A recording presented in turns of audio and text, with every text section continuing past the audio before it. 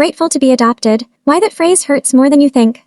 I've taken a lot of crap from my Aunt Teresa over the years. Little comments, little jabs, things that sound polite if you're not listening too hard, but when you grow up adopted in a bloodline-obsessed family like mine, you learn to hear the venom behind the sugar. She's so lucky your parents took her in. I mean, she's doing well considering where she came from. Some kids would have ended up in foster care. You really won the lottery, huh? I've heard them all. I smiled, bit my tongue, swallowed it because my mom, her sister always said, that's just how Teresa is, don't let her get to you. Well, she got to me. It happened last weekend at my cousin Alina's baby shower. The whole family was there, cousins, uncles, the grandparents, even relatives I hadn't seen since I was in braces. I wore a simple green dress, nothing dramatic. I was helping my mom set up the dessert table when Aunt Teresa swooped in, dressed like she was about to attend a royal wedding. Lace hat, matching gloves, pearls, the whole deal. She gave me that look. You know the one, eyebrows up, lips pursed like she smelled something weird. Then she said, you clean up so nice it's hard to believe knowing where you came from. My mom froze. The spatula she was holding actually slipped and landed on the floor with a splat. But Teresa just smiled like she'd paid me a compliment. I blinked. Excuse me. Oh, don't be so sensitive, she said, waving her hand like I was being silly. I'm just saying you've done well for yourself considering you weren't,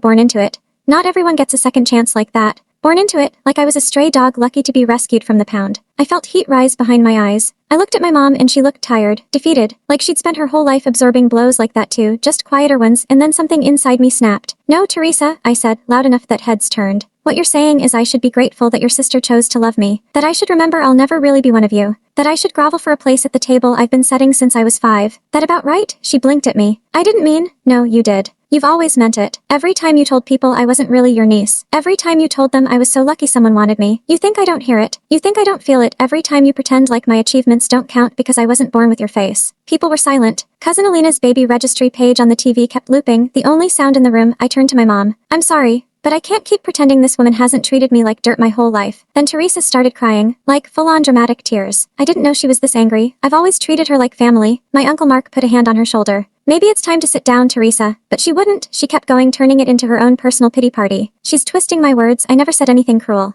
That's when my grandmother, who rarely speaks in these kinds of situations, stood up and said, yes, you did, for years. Dead silence. Maybe it's time someone finally said it to your face, Grandma continued. Because I've watched you look down on her since the day she came home with Sarah. Like love is something you have to earn with blood. Aunt Teresa stormed out. Later, she texted my mom a long rant about how I humiliated her and how I ruined Alina's special day. My mom didn't respond. Alina called me the next morning. She said, you didn't ruin anything. You said what the rest of us have been thinking since we were kids. Apparently, Teresa's comments weren't reserved just for me. She had a habit of subtle cruelty, especially toward anyone who didn't fit the mold. My mom apologized that night, said she wished she'd spoken up sooner. I told her she didn't have to. I know she fought 1,000 battles I never saw. As for me, I don't feel bad, I feel free. There's peace in saying the thing everyone dances around, in naming the wound so it can finally start to heal. I'm adopted, and I'm enough.